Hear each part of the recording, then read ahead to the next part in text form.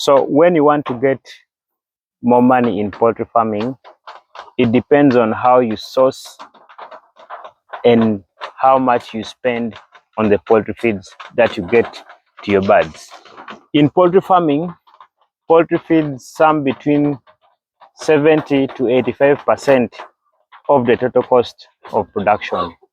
I mean, the remaining 20%, let's say you spend 80% of your cost in production in the poultry feeds, and then the remaining 20% will be, let's say, the birds, the vaccination, the small stuff like the salary, but the major one goes to the poultry feeds.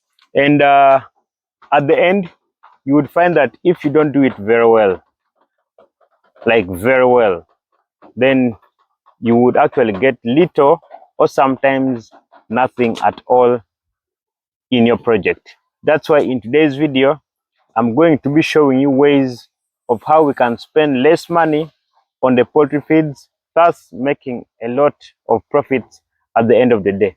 So get ready for the video. If this is your first time on the channel, my name is Jacob. I'm a poultry farmer currently doing layers. And if you don't want to miss any update, of course, about poultry keeping, then don't forget to subscribe to the channel. That way you can be notified like immediately I drop any kind of video on the channel. And also don't forget to turn on your bell notification as well. And give this video a like. Of course, YouTube will promote the video to more people. That way it will help them in one way or the other when it comes to poultry farming as well. So the first one especially goes to poultry farmers who are doing poultry, like let's say not in towns, like in rural areas where there is plenty of land, that if there is land, then do plant your own sources of the feeds, like the maize, and then you can talk about the soybean, sunflower. These are all things that we use in mixing our poultry feeds. So if like you do have a land somewhere whereby you can cultivate your maize, then it is okay. Like let's say right now, the formulation which I'm using, I'm actually using concentrates to make my poultry feeds. But the concentrate is called Hendrix. It has really worked for me very well. I'm not advertising for them, but you know, if something helps you, it's actually good to actually let others also know, because you never know, maybe somebody's out there struggling with a certain concentrate from some company.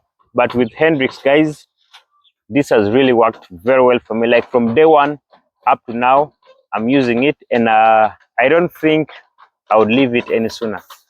So at the moment, I am mixing 1,000 kilograms for my feeds.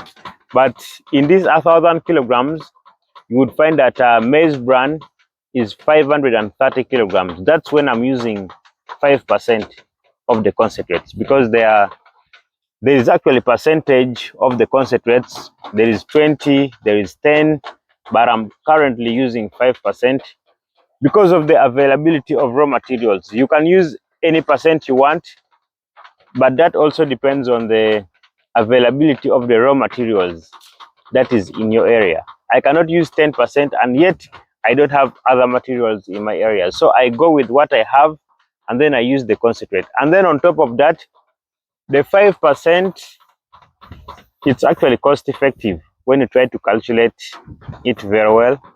You would save more money in your pocket than other type of percentages.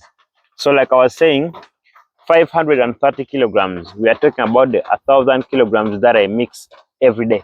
Like after the feeds get finished, I mix the 1,000 ton. So that is 530 kilograms, that's maize bran. And then after the maize bran, the maize itself, the broken maize, is 200 kilograms. And then lime is 20 at the moment. I mean, soybean 100, sunflower 100, and then the concentrate itself is 50 kilograms.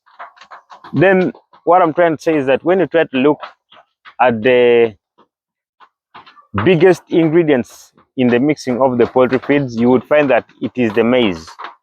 And this maize, of course, with the brand, those are all maize. If you do plant your own maize, that will cater for the maize brand and then maize itself, and then you will be left with some other things. But of course, you can also plant soya bean and then sunflower, and then at the end of the day, you take it and process it and then give it to your birds. That way you will save some money in your pocket. And after that, let's say you're not in a place whereby there is plenty of land for you to cultivate. The number one thing that you should do is that, let's say the harvesting time has arrived. That is the time that you should use the best. Utilize that time very well in stocking maize, especially because there are some times whereby the prices of maize really shoot up. At the moment, in my area here, I'm buying maize at 800 Uganda shillings. But in some areas, as I speak right now, maize is at between 1,000 to 1,500. That's a kilogram. But initially, like let's say a month ago, when people were harvesting their maize, maize came as low as 600 Uganda shillings, and sometimes even at 500, you know.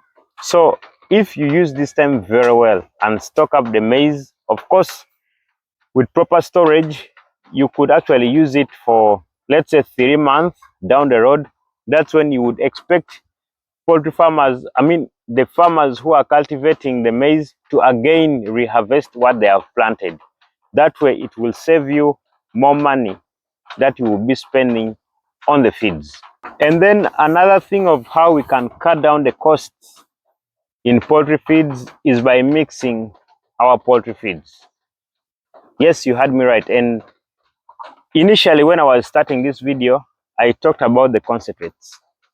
The concentrates, these are ready-made feeds, of course, having protein in it, and then some other ingredients which are used in mixing the feeds, of course, in smaller quantities, but they are all combined together and then given a name concentrates, which if you get the concentrates, you would need, let's say, if broilers, if you get the concentrates, you would need maize bran and then maize.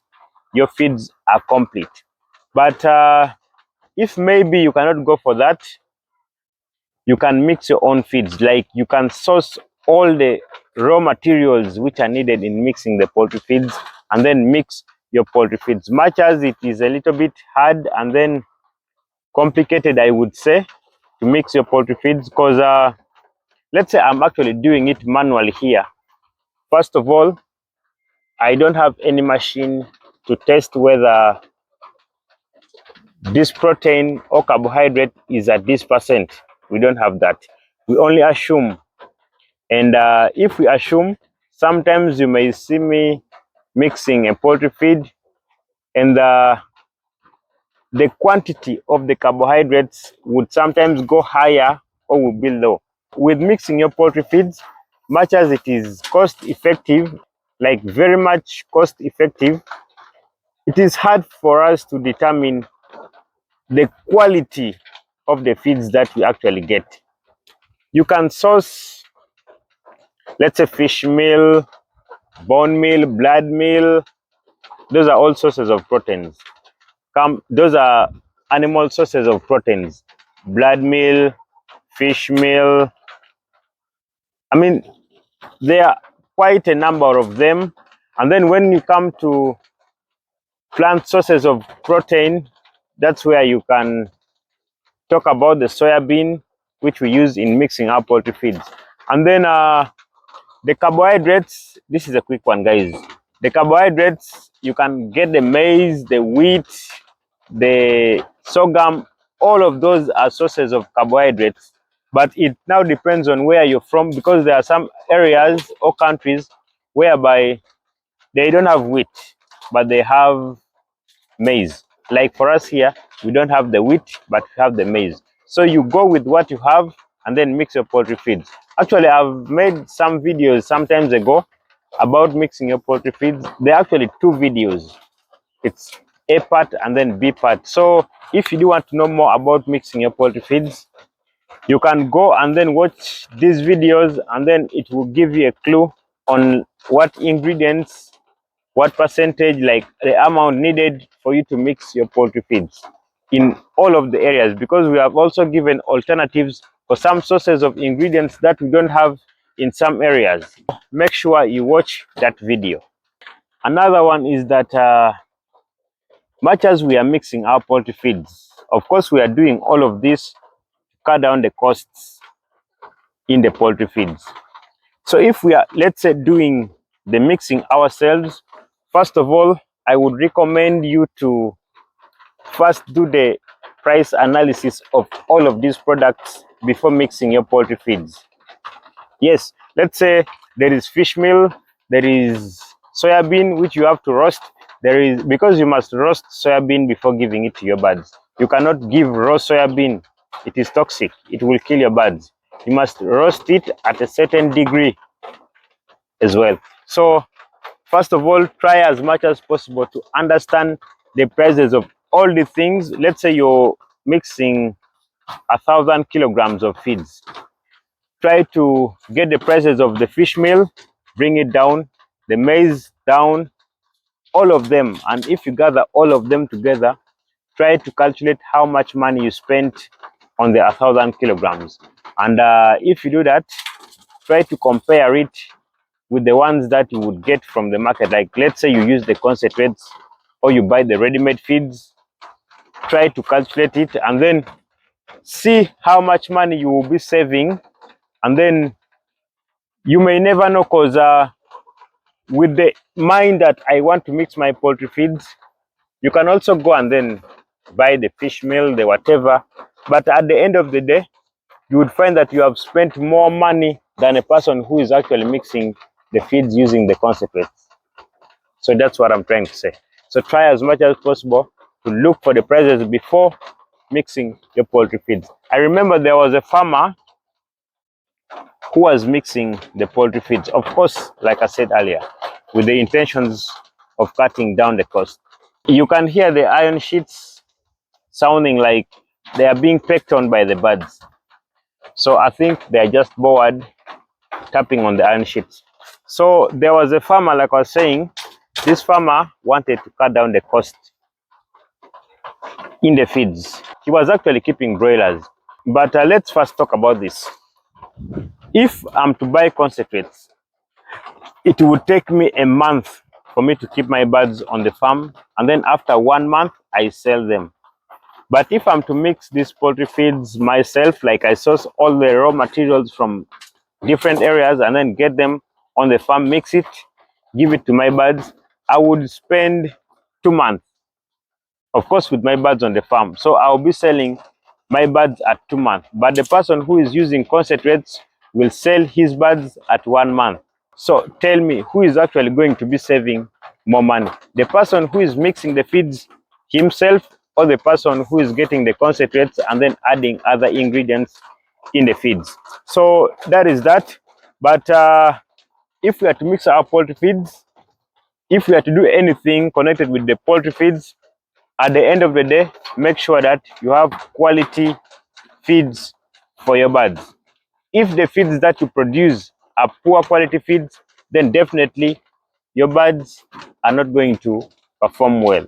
If they are broilers, they are not going to gain their market weight at the required time. And if they are layers, then you are not going to get the exact eggs that you are supposed to be getting. Otherwise, that is that. See you in my next video. Bye bye.